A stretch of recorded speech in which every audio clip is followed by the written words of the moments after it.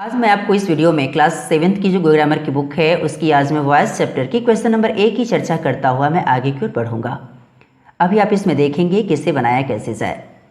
अब मैं बात करूं कि वॉइस की, तो वॉइस से संबंधित मैं वीडियो अपने चैनल पर बना के डाला है, आप उसे सर्च करके समझें कि आखिर वॉइस क्या होता है, उसके कितने पार्ट्स होते हैं और उसमें क्या क्या आवश्यकता है आपको जानने की।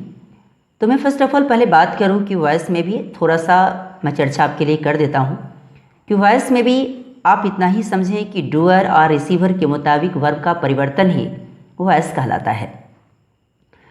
अब आप समझेंगे क्या कि वॉइस को मेनली दो भागों में बांटा जाता है, एक को कहते हैं एक्टिव और एक को कहते हैं पैसिव।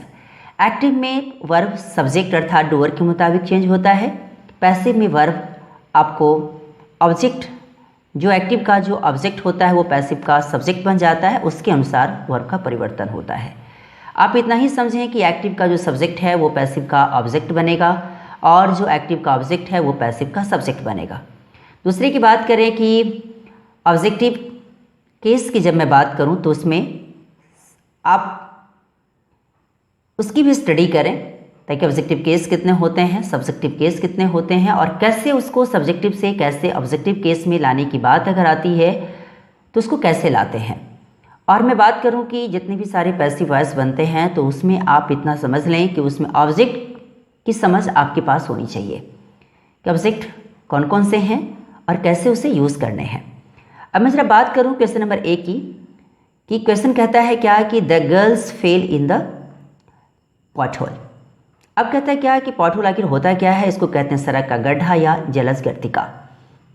कहता है जो लड़की गिरी कहाँ, तो जो लड़कियां लोग हैं वो कहाँ गिरी, तो पॉटहोल में गिरी। अभी आप देख रहे हैं कि यहाँ जो वर्ब है ये किसके अनुसार चेंज हुआ, सब्जेक्ट के मुताबिक। दूसरे की बात करूँ कि जब भी अगर ऐसा हो तो ये फिर क्या, कौन सा, तो एक्टिव वॉइस कहलाएगा। The fish was fed to the cats, जो फिश है ओके। मैं बात करूं कि इसमें एक्शन किसके द्वारा किया जा रहा है, तो अभी आप देख रहे हैं क्या कि अभी यहाँ वर्ब किसके अनुसार, तो ऑब्जेक्ट के मुताबिक वर्ब का परिवर्तन है, अर्थात सेंटेंस मेरा किस में है, पैसिव वॉइस में। तो अभी आप यहाँ देख रहे हैं कि यहाँ पैसिव वॉइस से लिखें। दूसरी बात की अभी एक और बात जान लें कि एक्टिव से पैसिव हम उसी को बना सकते हैं जो ट्रांजिटिव वर्ब होगा। दूसरे की बात करूँ कि ट्रांजिटिव के लिए रूल बनते हैं, लेकिन वो आप लोग की क्लास के लिए नहीं, उसके कुछ स्पेशल रूल्स आते हैं, उसमें उसको चेंज किया जाता है। दूसरे की बात करूं कि जब भी आप अगर वॉइस की स्टडी करने चले हैं तो आपके पास टेंस का ज्ञान अवश्य ही होना चाहिए। जब तक अगर आपके पास टेंस का नॉलेज नहीं होगा तब तक चाह के भी आप वॉइस नहीं समझ सकते। क्लियर। अब मैं बात करूं कि मदर क्लीन द वार्डरोब, पुनः फिर यहाँ एक्शन किसके अनुसार चेंज हो रहा है, मदर के मुताबिक जो सब्जेक्ट है। मदर ने क्या की, तो वार्डरोब को साफ की, अर्थात वार्डरोब समझ रहे ना, उसको कहते हैं वस्त्रागार। क्लियर, उसको उसे साफ की। अब मैं बात करूं कि यहाँ वार्डरोब में कुछ डिक्शनरी में आप जब देखते होंगे तो यहाँ कपड़े का भी यूज़ किया जाता है वार्डरोब के लिए, तो आप दोनों में से किसी एक को भी चाहे तो यूज़ कर सकते हैं। वस्त्रागार भी जनरली वर्ड के तौर पे देखा जाए तो इसे वस्त्रागार ही कहते हैं। तो कहता क्या कि ये कौन सा, तो ये एक्टिव वॉइस है। Martin is playing the keyboard, Martin क्या कर रहा है, तो यहाँ देख रहे हैं कि कीबोर्ड बजा रहा है, नहीं कि खेल रहा है। यहाँ प्लेइंग का मतलब बजाने से है, तो इसलिए इसको आप बजाने के मतलब के रूप में ही यहाँ प्लेइंग वर्ड को समझें। तो कहता है क्या कि ये किसके अनुसार वर्ब का परिवर्तन है, तो मार्टिन बोलते हैं सब्जेक्ट के मुताबिक, इसलिए ये कौन सा वॉइस है, एक्टिव वॉइस। कहता है my pen has been stolen, मेरी कलम चुरा ली गई है। तो ये देखते हैं क्या कि ये किसी न किसी दूसरे के द्वारा भी तो चुरा लिया गया होगा। क्लियर। तो इसका मतलब है क्या कि यहाँ जो ये सेंटेंस देख रहे हैं ये कौन से वॉइस में है, तो पैसिव वॉइस में है। The made versus the dirty vessels, कहता है कि नौकरानी या दासी क्या करती है, तो जो गंदा जो बर्तन है उसे वो साफ करती है। तो अभी आप देख रहे हैं यहाँ वर्ब किसके अनुसार चेंज हो रहा है, तो फिर द मेड के मुताबिक, तो इसलिए ये कौन सा, तो ये एक्टिव, क्योंकि सब्जेक्ट ही तो एक्टिव रहता है ना इस रूप के लिए। कहता है that boy was bitten by his master, कहता है कि वह जो लड़का है वो किसके द्वारा, तो अपने मास्टर के द्वारा पीटा गया। तो अभी आप देखिए क्या कि ये किसके द्वारा एक्शन हो रहा है, टीचर के द्वारा, और रिसीवर कौन है, तो दैट बॉय, तो उसी रिसीवर को ही तो ऑब्जेक्ट के रूप में कहते हैं। जब मैं बात करूं कि यहाँ ऑब्जेक्ट के मुताबिक वर्ब का परिवर्तन है तो इसी को हम क्या बोलेंगे, passive voice. The pamphlets were distributed to all, पुनः फिर वही वाली बातें आ गई कि पैम्पलेट्स को क्या किया गया, सारे लोगों के बीच उसे बांटा गया। तो अभी आप देख रहे हैं कि ये कौन सा वॉइस है, तो पैसिव वॉइस है। The gifts were wrapped in glittering paper. कहते हैं क्या कि वो जो गिफ्ट्स है वो क्या किया गया है, तो ग्लिटरिंग पेपर में लपेटा गया। तो अभी आप देखते हैं क्या कि ये भी कौन सा, तो ये भी पैसिव। कहते हैं by whom will these children be control.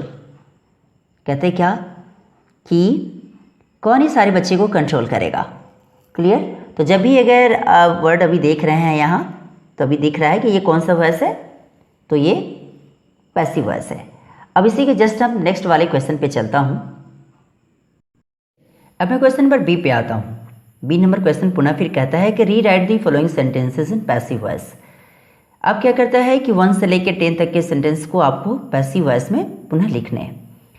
तो आप इसे कैसे बनाएंगे, तो आई विल हेल्प हर। मैं बार बार कहता हूँ कि मैं अपने चैनल पर वॉइस से संबंधित वीडियो बना के डाला है, उसे भी आप देखें कि किस प्रकार से मुझे कैसे बनाने हैं।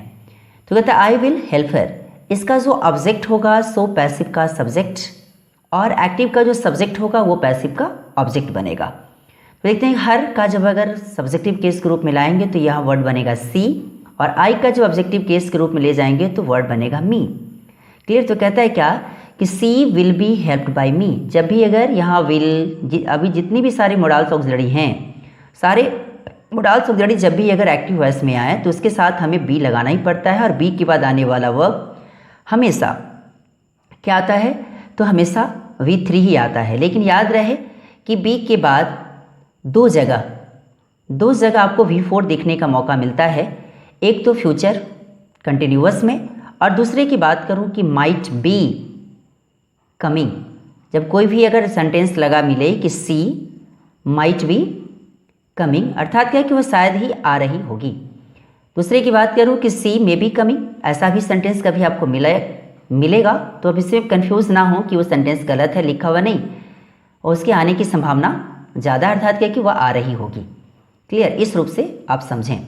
अब मैं बात करूं कि पोर्टर्स कैरी लगेज, अब क्या लगाएंगे इसके लिए, तो अभी आप यहाँ देख रहे हैं कि फर्स्ट वाले तो समझ में आ गया होगा आपको कि सी विल बी हेल्प बाय मी, कि क्या है कि उसका मेरे द्वारा हेल्प किया जाएगा। कहता है पोर्टर्स कैरी लगेज, पोर्टर्स ने क्या करा, तो लगेज ढोता है वो। अब बात करूँ कि luggage is carried by porters, luggage किसके द्वारा ढोए जाते हैं, पोर्टर्स के द्वारा, क्योंकि सेंटेंस आपका सिंपल प्रेजेंट में है। तो सिंपल प्रेजेंट का स्ट्रक्चर पैसिव की होती है कि subject plus is MR plus V3, अर्थात past participle plus by plus object. तो ये ऑब्जेक्ट कौन, तो एक्टिव का जो सब्जेक्ट है वो पैसिव का ऑब्जेक्ट बनेगा, और एक्टिव का जो ऑब्जेक्ट है वो पैसिव का सब्जेक्ट बनेगा। सी विल इन्वाइट यू, पुनः फिर विल वाला आ गया, तो विल के बाद लगने वाला वर्ड पुनः फिर बी लगा, और यहाँ विल बी इन्वाइटेड। इस रूप से आप समझेंगे। कहता है क्या कि सी विल इन्वाइट यू, अर्थात क्या कि ये इसका पुनः फिर क्या बन जाएगा, सब्जेक्ट, और ये क्या बन जाएगा, इसका ऑब्जेक्ट। तो सी का ऑब्जेक्टिव केस हर बनता है, और यू का सब्जेक्टिव केस भी सेम का सेम रह जाएगा ऑब्जेक्टिव केस के जैसे। कहता है you will be invited by her, कहता है क्या कि आपका उसके द्वारा हेल्प किया जाएगा, सॉरी इन्वाइट किया जाएगा। आपको किसके द्वारा, उसके द्वारा इन्वाइट किया जाएगा।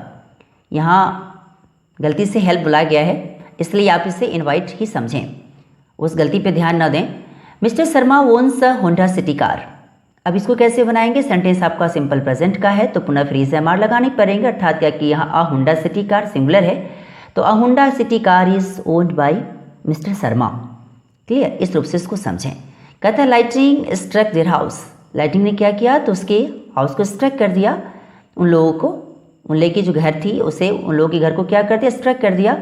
तो their house was struck by lightning, उन लोगों का घर किसके द्वारा स्ट्रक कर दिया गया, लाइटनिंग के द्वारा। अब क्वेश्चन नंबर 6 की ओर चलूँ, तो they have lost their luggage eight the airport, कि वे लोग अपना लगेज कहाँ खो चुके हैं, तो एयरपोर्ट पर ही खो चुके हैं।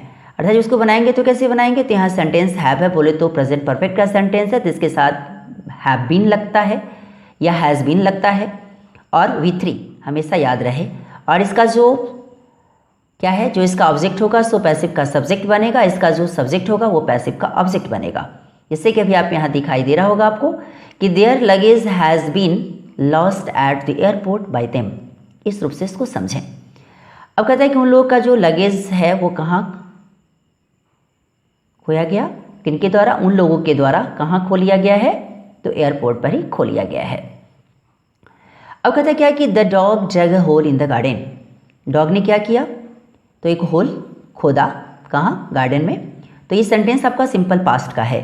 तो a hole was dug in the garden by the dog. कहता है कि एक होल किसके द्वारा खोदा गया, तो कुत्ते के द्वारा, कहाँ, बगीचा में। अब कहता है क्या कि डिग, डिग का जब पास्ट टेंस बनाएंगे तो डग बनता है, डिग मतलब खोदना और डग मतलब खोदा। सी ऑफर्ड मी अ ड्रिंक। अब क्या बनाएंगे इसमें अभी आप यहाँ देख रहे हैं कि डबल डबल ऑब्जेक्ट है, तो किसी एक को चाहे तो आप ऑब्जेक्ट के रूप में उठाएं, किसी एक को चाहे तो उठाएं। आप चाहे तो यहाँ ड्रिंक को उठाएं या आई को उठाएं। मी को जब सब्जेक्टिव केस में लाएंगे तो वर्ड मेरा आई बनेगा। दोनों में से किसी एक को चाहे तो उठा के बना सकते हैं। अभी मैंने अ ड्रिंक को उठाया है, मतलब क्या है कि a drink was offered to be by her. अब कहता है क्या है कि एक ड्रिंक ऑफर किया गया किसे, मुझे, किसके द्वारा, उसके द्वारा। सी का जब ऑब्जेक्टिव केस बनाएंगे तो हर बनेगा। क्वेश्चन नंबर 9 की तरफ चलूँ तो 9 नंबर क्वेश्चन पुनः कहता है कि the head master held a meeting. Head master ने क्या किया, तो एक मीटिंग को होल्ड करी उन्होंने। तभी आपने देखा क्या कि सेंटेंस सिंपल पास्ट का है, अर्थात क्या कि सिंपल पास्ट में जब जाएंगे तो आपको पता चलेगा उसका स्ट्रक्चर ही होता है सब्जेक्ट प्लस वाज या वर plus with 3 plus by plus object. अर्थात क्या कि जब इसको बनाएंगे तो इसको कैसे बनाएंगे, तो यहाँ दिया गया कि यह meeting was held by the head master. एक मीटिंग किसके द्वारा रखी गई, तो हेड मास्टर के द्वारा रखी गई। अब क्वेश्चन नंबर 10 की ओर चलूँ तो 10 में कहता है क्या, someone has stolen our cat. कहता है क्या कि हमारी कैट को किसी ने क्या कर लिया है, चुरा लिया है। तभी आपको पता होना चाहिए कि समवन जो वर्ड है ये जनरली आपको जो इसके रूल पढ़ेंगे तो आपको पता चलेगा कि इस प्रकार के वर्ड को हम ऑब्जेक्टिव केस के रूप में खास करके पैसिव में नहीं रखते, लेकिन जब अगर मीनिंग को कंप्लीट करने की ज़रूरत पड़े तो आप चाहे तो उसे लिख सकते हैं। जब तक मीनिंग अगर कंप्लीट अगर ना हो इसके बगैर तो चाहे तो आप इसे लिख सकते हैं। अब कहते हैं क्या कि our cat has been stolen by someone. अब यहाँ मीनिंग अगर आपको लगता है कि कंप्लीट इसके बगैर भी अगर हो जाए, इसी का मैंने इसे अंडरलाइन किया है, आप इसे चाहे तो इसे छोड़ भी सकते हैं, क्योंकि समवन कुछ ऐसे रूल्स होते हैं कि जिसके साथ आप इस प्रकार के वर्ड को ऑब्जेक्टिव केस के रूप में पैसिव में आप यूज़ ना करें। लेकिन जब तक, मैं बार बार कह रहा हूँ, जब अगर उसकी मीनिंग क्लियर अगर सेंटेंस की ना हो इसके बगैर तो आप इसे यूज़ कर सकते हैं। कहता है क्या कि हमारी कैट क्या हो गई है, चोरी हो गई है। अर्थात क्या कि मेरे कैट को चुरा लिया गया है। हमारे कैट को क्या कर लिया गया है, चुरा लिया, क्योंकि आर वर्ड है। Our cat has been stolen by someone. हमारे कैट को किसी के द्वारा चुरा लिया गया है, या हमारी कैट चोरी हो गई है। अर्थात चोरी हो गई मतलब क्या, किसी न किसी के द्वारा तो चोरी ही हो गई होगी ना, नहीं तो बाय समवन। कहता है क्या है कि हमारी कैट किसी के द्वारा चोरी कर लिया गया है।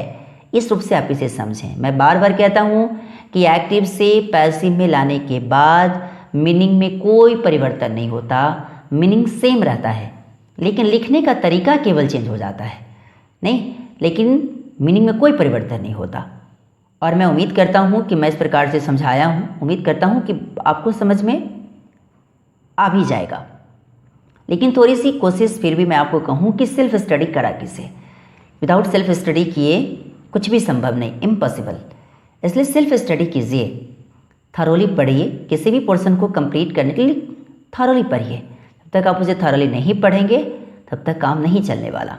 और ये वीडियो आपको कैसा लगा इसके बारे में लाइक, सब्सक्राइब एंड कमेंट करना ना भूलें। तो शेयर भी करें ताकि ज़्यादा से ज़्यादा बच्चे इसे देखकर कुछ सीख सके।